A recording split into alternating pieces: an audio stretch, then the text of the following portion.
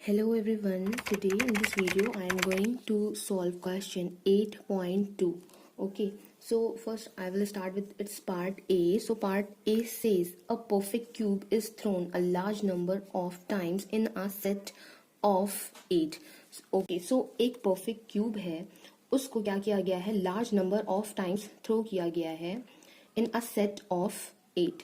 मतलब कि 8 सेट बना दिए गए हैं, उनमें उन क्यूब को लार्ज नंबर ऑफ टाइम्स क्या किया गया है, थ्रो किया गया है। अब अगर हम मान लें कि हमारे पास ये समझ लीजिए सेट है, ये सेट 1, सेट 2 एंड ये मान लीजिए सेट 8 है।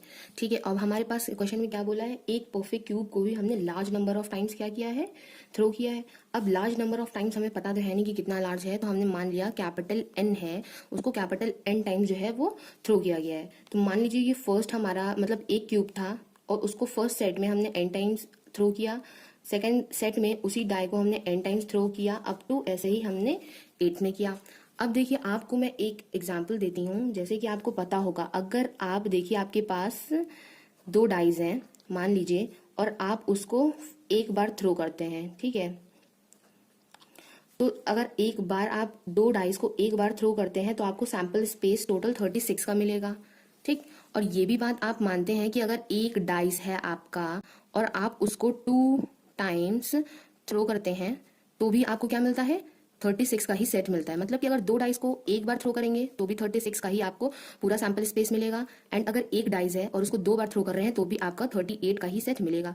तो यहां से क्या हम ये बोल सकते हैं कि हमारे पास जो है वो n सेट्स हैं 8 डाइस के, बिकॉज ये जो केस है ये क्या है, वाइस वर्सा है। तो इसी तरह से अगर हमने एक डाइस लिया है और उसके 8 सेट लिए हैं और उनको n टाइम्स टॉस किया गया है, तो उसी तरह से हम मान सकते हैं हमारे पास n सेट्स हैं 8 डाइस के। सो अब इसके आगे का देखिए क्या है, क्वेश्चन में ये बोला गया है कि the occurrence of 2 and 4 is called success. अब सक्सेस को हम लोग P से डिनोट करते हैं, और 2 और जब हमारा क्या आएगा 4 आएगा तभी हम सक्सेस उसको मानेंगे। तो अगर एक डाइस की बात की जा रही है तो उसका सैंपल स्पेस क्या होता है, 1 2 3 4 5 एंड 6। ठीक है, तो हमारे जो फेवरेबल हैं वो 2 and 4 हैं, that is this and this. तो 2 आने की प्रोबेबिलिटी कितनी हो जाएगी, 1/6, और है तो प्लस का साइन लगा दिया, 4 आने की प्रोबेबिलिटी भी 1/6 हो जाएगी।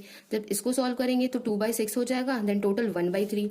पी की वैल्यू आ गई तो क्यू की वैल्यू हम लोग निकाल लेंगे 1 माइनस पी करके, तो वो आ जाएगी 2/3। अब देखिए आपको P की वैल्यू Q की वैल्यू पता चल गई है। क्वेश्चन में इसके बाद बोला गया है इन what proportion of set would you expect 3 success.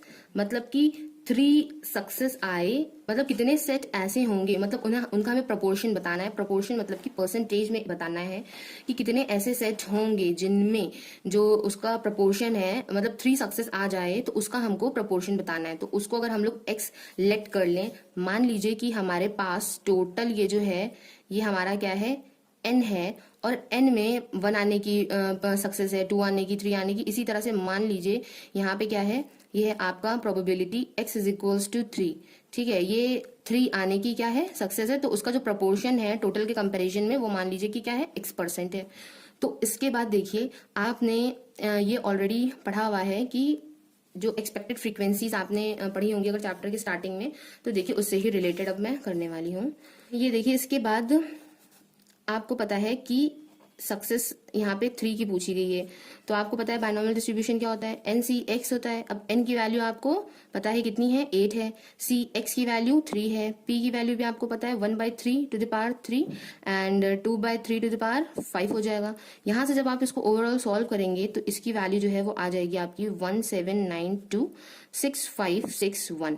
सो ये आ गया। अब इसके बाद नेक्स्ट हम क्या निकालेंगे, total number of set in which we get 3 success.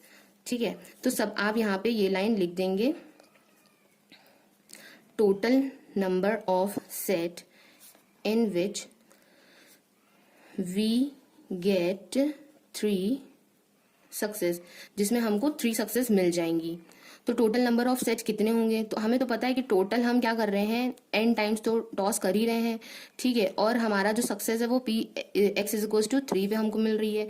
तो यहाँ से हमारा ये n आ गया, एंड इसकी वैल्यू जो थी 17926561 वो हमने क्या करा, सब्सटीट्यूट कर दी। अब इसको देखिए, हमें निकालना फाइनली यही है कि इन what proportion of this set would you expect 3 successes. तो मान लें हम लोग कि x प्रोपोर्शन में हम लोग उसको सपोज करते हैं, तो in what proportion of sets, तो in x proportion of set we expect 3 success. मतलब कि अगर हम लोग x% ऑफ n निकालें तो उसकी वैल्यू हमारी px3, इसकी जो एक्सपेक्टेड वैल्यू ये निकाली है इसके बराबर हमें मिलनी चाहिए, मतलब टोटल नंबर ऑफ सेट जिसमें हमें 3 सक्सेस मिल रही है। तो यहां से हम निकालेंगे x% ऑफ n, मतलब n का अगर हमने x% निकाला तो वो किसके बराबर होगा, total number of set in which we get 3 success. तो उसकी वैल्यू है n इंटू 17926561। सो आपको पता है यहाँ से जब परसेंटेज को इसको सॉल्व करने का तरीका क्या होता है कि जब परसेंटेज हम हटाते हैं तो यहाँ से क्या अपॉन में 100 आ जाता है, जब ऑफ को हटाते हैं तो यहाँ मल्टीप्लिकेशन का साइन आ जाता है, एंड n को हम लोग ऐसे ही लिखा रहने देते हैं। देन n 17926561, वैसे तो आप लोगों को परसेंटेज निकालना आता होगा तो आप लोग इजीली निकाल सकते हैं। उसके बाद देखिए x की वैल्यू यहाँ से क्या आ जाएगी, देखिए n तो कैंसिल आउट हो जाएगा, ये हो जाएगा 1792/6561 इंटू 100। अब आप लोग जब इसको सॉल्व करके देखेंगे तो इसकी वैल्यू जो है वो क्या आएगी, 27.31%। तो ये अप्रोक्सीमेटली हम मान लेते हैं कि 27% आ रहा है इसका प्रोपोर्शन। नाउ देखिए इसका जो सेकंड पार्ट है, पार्ट बी। तो पार्ट बी में क्या बोला गया है, in a game of taking a chance a contestant has to give correct answer to 4 out of 5 question. तो अब हाँ, एक कोई भी वो है हमारा समझ लीजिए गेम है, तो उसमें अगर किसी भी कंटेस्टेंट ने 4 आउट ऑफ 5 क्वेश्चंस के जो आंसर हैं वो उसने करेक्ट दे दिए तो उसको विन माना जाएगा। एंड आगे ये भी बोला गया है कि questions are given with 3 answers each, मतलब कि एक क्वेश्चन के यहाँ पे 3 ऑप्शंस गिवन हैं जिनमें से एक जो आंसर होगा वो करेक्ट होगा। तो out of which one is correct answer. ठीक है, तो करेक्ट आंसर आने की प्रोबेबिलिटी कितनी, तो एक ही करेक्ट होगा। ये 3 ऑप्शन है, मान लीजिए ये पहला वाला करेक्ट है तो फेवरेबल केस कितना है, 1 है, and total number of cases कितने हैं, 3 है, तो ये 2 का भी यही हो जाएगा। तो मतलब सबकी देखिए प्रोबेबिलिटी ऑफ सक्सेस क्या है, 1/3 ही आएगी। फेलियर हम निकाल लेंगे 1 - p करके, तो 2/3 हो जाएगी। तो p एंड q की वैल्यू हमें पता चल गई है, n की value total number of question कितने गिवन है, 5 गिवन है, तो वो भी हमको पता चल गया है। फिर ये बोल रहा है if a contestant answer the question by selecting the answer at random what is the probability that he will win the contest. तो वो कॉन्टेस्ट को कब जीतेगा, तो ऑब्वियसली आपको पता है कॉन्टेस्ट को वो कब जीतेगा, जब आंसर उसको कॉन्टेस्ट को जो तभी जीतेगा जब probability x is equal to 4 हो। 3 पे नहीं जीतेगा, 4 पे क्वेश्चन में बोला गया है सिंपल, तो 4 पे वो आते ही अगर उसने 4 क्वेश्चन का आंसर करेक्ट दे दिया तो वो 4 पे ही वो जीत जाएगा, उसको 5 लाने की जरूरत नहीं है।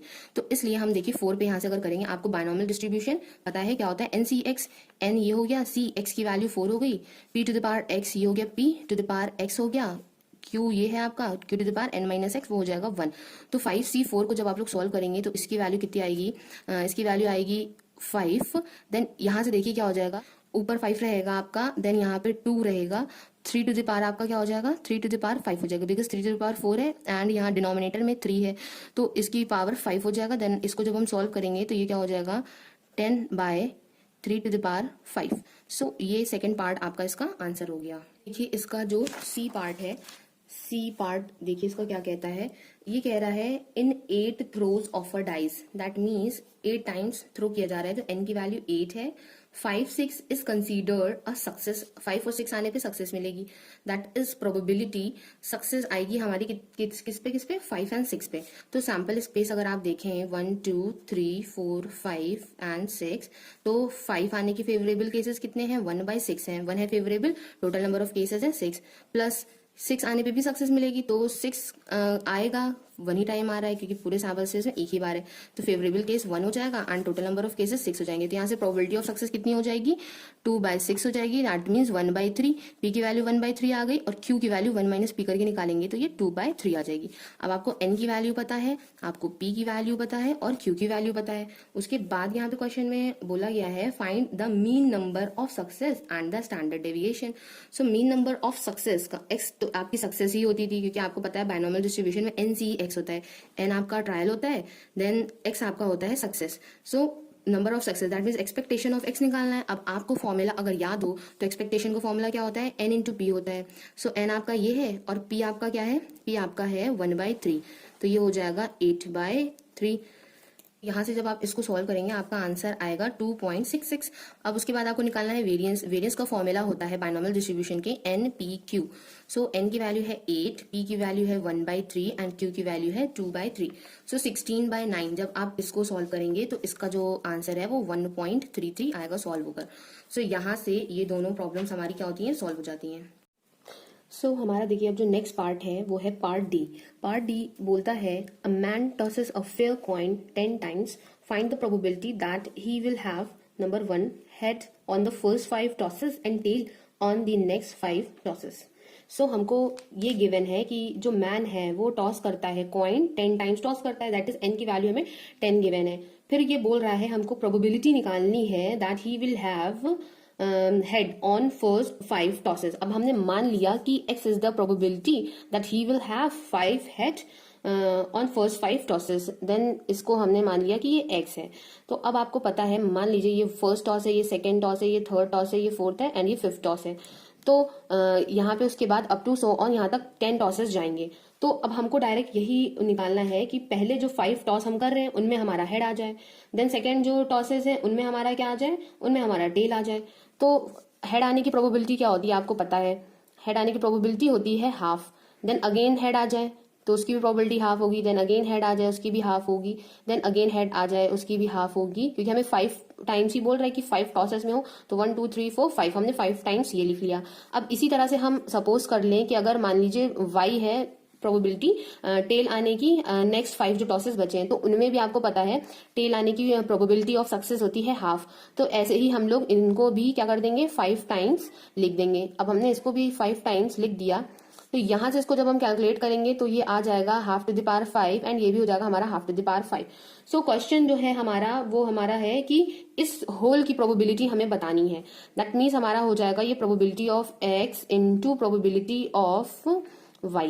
सो जब इन दोनों को हम मल्टीप्लाई करेंगे half to the power 5 and half to the power 5, तो यहां से हमारा आ जाएगा हाफ टू द पावर 10। या फिर आप इसको डायरेक्टली भी कर सकते हैं। आपको देखिए पता है 10 टॉसेस हैं टोटल, तो यहाँ पे टेल आने की आप लिख देंगे 1/2 1/2 अप टू 5 तक लिखेंगे। देन उसके बाद इसी के आगे आप मल्टीप्लाई में 1/2 1/2 1/2 प्रोबेबिलिटीज ऑफ टेल लिख देंगे 5 टाइम्स। और उन सबको जब आप देखेंगे बेस सबका सेम होगा तो सबकी पावर्स ऐड हो जाएंगी। तो 10 तक ये जा रहा है, तो इसका मतलब क्या हो जाएगा, half to the power 10 finally आ जाएगा आंसर। तो ये डी का जो फर्स्ट पार्ट था हमारा ये हो गया है। अब डी का देखिए जो सेकेंड पार्ट है वो बोलता है कि हमें प्रोबेबिलिटी निकालनी है हेड ऑन टॉसेस 1। अब देखिए ये भी सिमिलर क्वेश्चन है, बस इसमें इन्होंने क्या किया है कि अब अगर आप देखिए टॉसेस लिख देंगे 1 2 3 4 5 6 7 8 9 एंड 10। तो देखिए हमारे हेड किस पे आने चाहिए, 1 पे आना चाहिए, 3 पे आना चाहिए, 5 पे आना चाहिए, 7 पे आना चाहिए एंड 9 पे। ये जो है इन पे क्या आना चाहिए, हेड आना चाहिए। तो देखिए हम डायरेक्टली लिख देते हैं इसको, प्रोबेबिलिटी ऑफ x से डिनोट करते हैं। अब इसका देखिए है तो क्या आएगा, हाफ हो जाएगा। देन इसका जो है वो भी क्या हो जाएगा, हाफ हो जाएगा।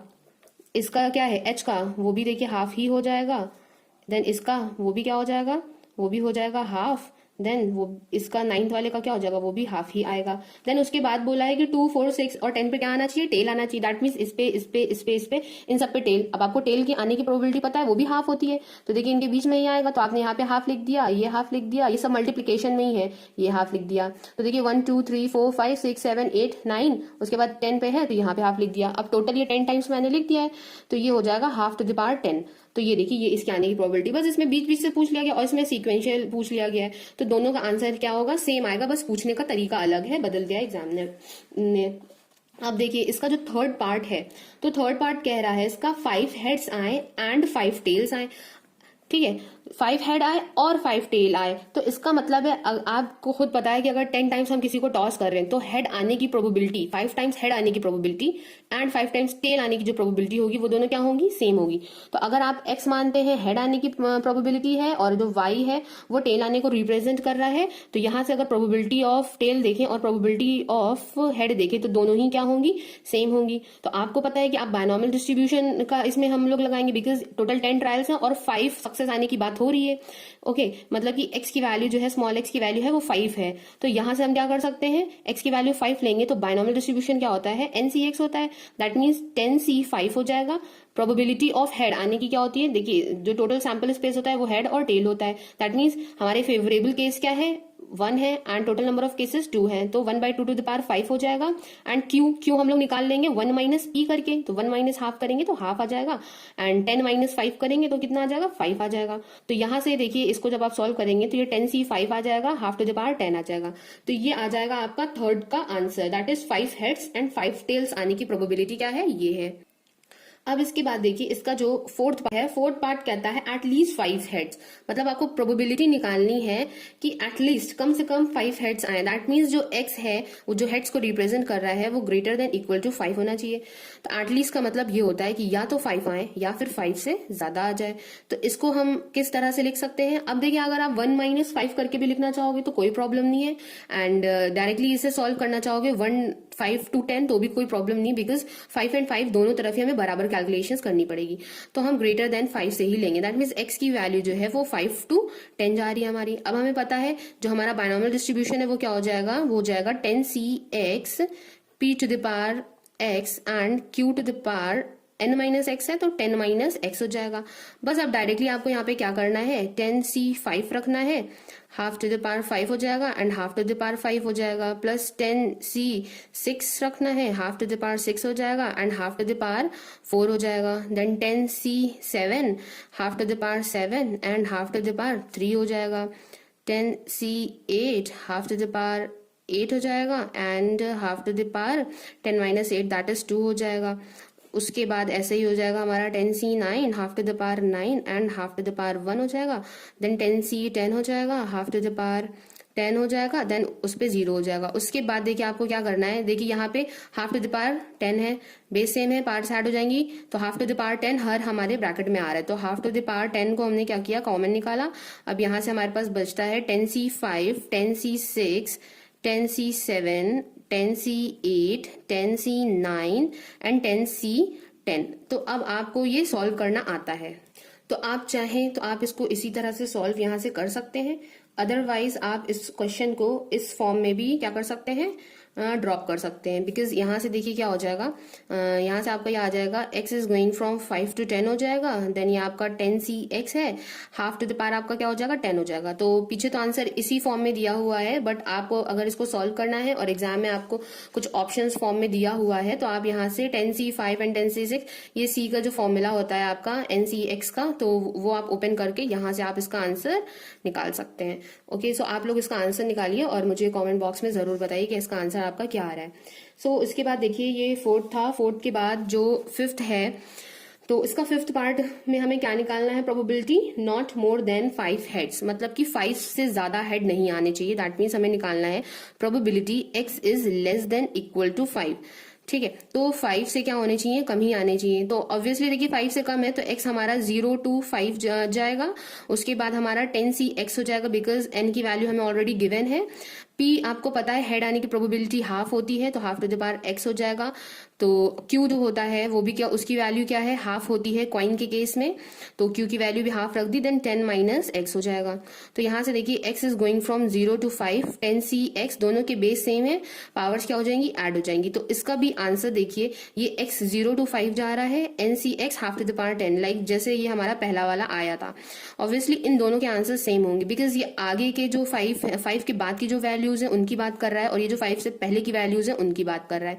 अगर हेड की बात करें, टेल की बात करें, फिर भी आंसर हमारे क्या होंगे, सेम आएंगे, बिकॉज जो हेड आने की प्रोबेबिलिटी और टेल आने की प्रोबेबिलिटीज होती हैं एक कॉइन के केस में, वो क्या होती हैं, सेम होती हैं, होती हैं हमारी हाफ एंड हाफ। ठीक है, तो ये हमारा देखिए फिफ्थ वाला पार्ट भी हो गया डी का।